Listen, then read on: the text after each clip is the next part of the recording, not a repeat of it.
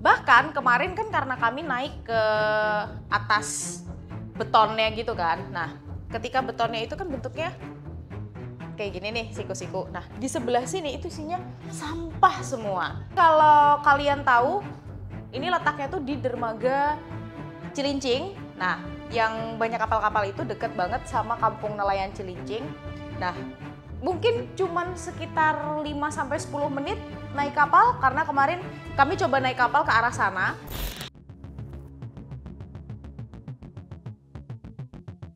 Hai, aku Pulpi, selamat datang di Telusur Kasus Uncut. Jadi, kita akan bahas tentang sesuatu yang lagi-lagi katanya sih muncul dari tengah laut.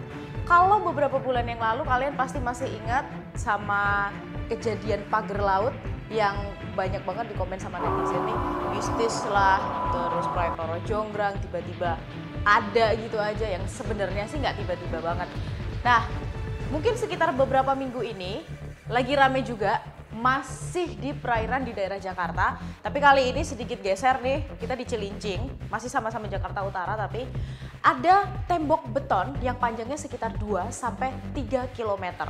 Nah, ini nggak mungkin banget, tiba-tiba nggak mungkin banget cuma dikerjain kalau malam hari biar nggak ada yang tahu. Jadi sempat bertanya-tanya nih, sebenarnya tembok ini punya siapa? Siapa yang bikin dan apa tujuannya? Tapi untungnya nggak butuh waktu lama kayak pagar laut sampai berbulan-bulan dan nggak perlu bertele-tele, meskipun di awal ini memang beberapa pihak nih kayak saling lempar nih, ini sebenarnya tanggung jawab siapa, tujuannya apa. Tapi untungnya sudah terjawab karena dari PT KCN ini akhirnya keluar ke publik, buka suara dan mereka klarifikasi kalau itu adalah proyek mereka. Nah, kalau dari PT KCN dan dari Kementerian KKP sih bilang itu nanti akan dibikin jadi pelabuhan dan sudah ada izinnya, AMDAL-nya juga sudah diurus, yang jelas itu tidak ilegal. Jadi kalau kalian tahu, ini letaknya tuh di dermaga Cilincing. Nah, yang banyak kapal-kapal itu deket banget sama kampung nelayan Cilincing.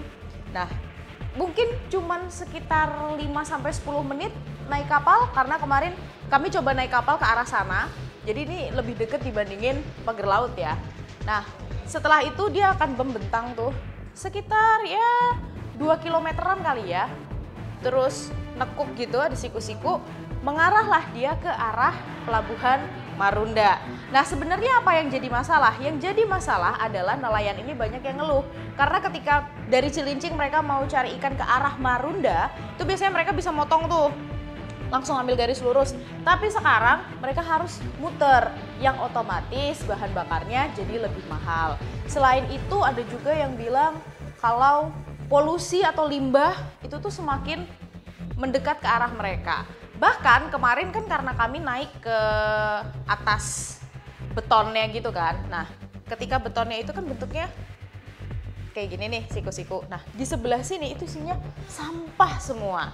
Mungkin karena sampahnya akhirnya mereka ketahan di situ ya, ke bawah sama ombak, terus mereka ketahan di situ dan itu sampahnya banyak banget. Dan itu pasti akan berdampak sama ikan-ikan yang dicari nelayan. Jadi ikan-ikan tuh semakin sedikit, udah carinya harus semakin jauh, terus kayak rajungan gitu-gitu tuh yang biasanya mereka mendekat ke arah pantai, sekarang harus lebih jauh lagi, otomatis ya itu tadi lebih mahal lagi untuk bahan bakarnya. Nah, tapi dari PT KCN ini bilang kalau mereka tuh udah kasih ya semacam kompensasi lah ya ke nelayan. Kalau nelayan-nelayan yang terdampak ini mereka akan dikasih beberapa kompensasi, salah satunya anak-anaknya nih yang usia sekolah nanti akan disekolahin di sekolah pelayaran STIP. Tapi kemarin kami coba nanya nih ke beberapa nelayan yang ada di situ. Ternyata nelayan ini belum tahu soal rencana kompensasi, termasuk soal anak-anak yang akan disekolahin ke sekolah pelayaran. Muter dari Cilincing itu ke Marunda itu jauh.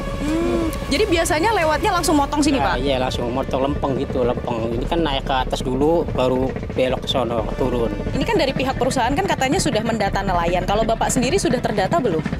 Belum, kalau saya Kerang Hijau itu belum ada dataan apa-apa di wilayah saya itu belum. Kalau teman-teman yang mungkin nelayan ikan yang lain? Belum dengar juga kalau di wilayah saya. Tapi sempat dengar ada bantuan dari perusahaan nggak Pak? Nggak ada. Sama sekali? Sama sekali belum ada. Ada yang anaknya sekolah di sekolah pelayaran tapi tidak dapat beasiswa apapun, ya udah sekolah aja biasa. Terus mereka bahkan juga pada bilang nggak tahu tuh ada data pendataan kalau dari entah pemerintah atau dari PT KCN, mereka juga nggak tahu nih ada pendataan.